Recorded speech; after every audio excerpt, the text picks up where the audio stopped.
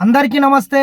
మరి నిన్న Twitter Tillu KTR alias డ్రామారావు ఏదో ఆటోలు ఎక్కి డ్రామాలేసే ప్రయత్నం చేస్తున్నాడు.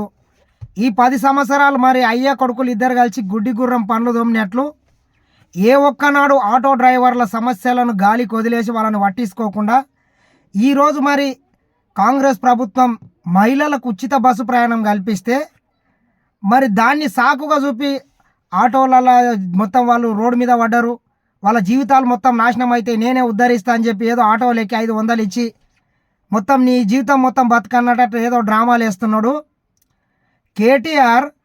మరి కాంగ్రెస్ పార్టీ ఇచ్చినటువంటి మహిళలకు ఇచ్చినటువంటి ఉచిత బస్సు ప్రయాణం ఉండాలంటావా వద్దంటావా? నీ పార్టీ స్టాండ్ ఏంది నీవు చెప్పు ముందు. సిగ్గుశరం లేనోడా, కాంగ్రెస్ పార్టీ 6 గ్యారంటీ పథకాలను ఎగిరి అమలు చేస్తే నాకు పుట్టగతులు ఉండవు, నా బతుకు మొత్తం బస్టాండ్ అవుతుంది అని చెప్పి ఈరోజు ఆటోలు ఎక్కి డ్రామాలు చేస్తున్నావు. ఎదవ డ్రామాలు. 10 ఏళ్ళు ఏం చేసినావు, ఏం బీకినావు నీవు ఆటో డ్రైవర్లకు? ఆలోచన చేయండి తెలంగాణ సమాజమా. లాంగ్ ఉన్నోడు ఎవడు ఆటో ఎక్కడు. హైదరాబాద్ నుంచి ఏదో ఆదిలాబాద్ పోవాలన్నా కరీంనగర్ పోవాలన్నా ఆటో అయితే ఏమి ఎక్కడు కదా. ఏదో కొంత లోకల్లో కానీ ఇంకా వివిధ ప్రాంతాలకు దగ్గర చిన్న దానికి బస్సు గిడ ఎవడు ఎక్కడు. ఎవరిది వాళ్ళకు ఉంటుంది. సరే కొంచెం వరకు తగ్గిన మాట వాస్తవమే, వాళ్ళను కూడా ప్రభుత్వం ఆదుకుంటానని చెప్పింది. మరి నీ కడుపుల మంట ఏంది, నీ ఉద్దేశం ఏందో సూటిగా చెప్పాలి. కాంగ్రెస్ పార్టీ ఆటో డ్రైవర్లకు అది మహిళలకు ఉచిత ప్రయాణం కల్పించాలన్నా వద్దా నీవు చెప్పాలి.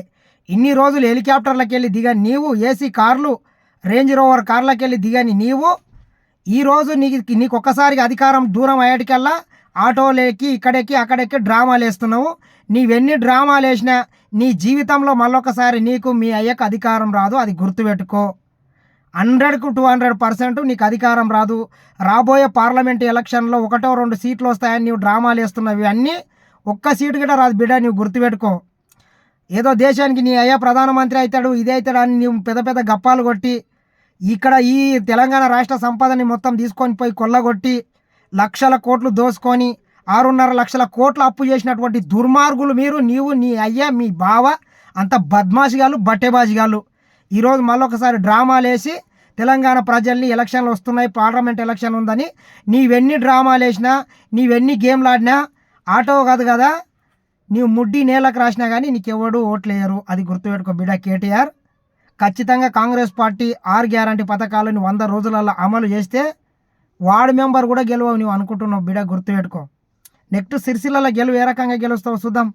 కావున ఈ డ్రామారావు ఎన్ని డ్రామాలు వేసినా, ఎన్ని నాటకాలు వేసినా, ఏం చేసినా కాంగ్రెస్ పార్టీని ఏం పీకలేడు, ఏం బీకవని మరొకసారి హెచ్చరిస్తున్నా.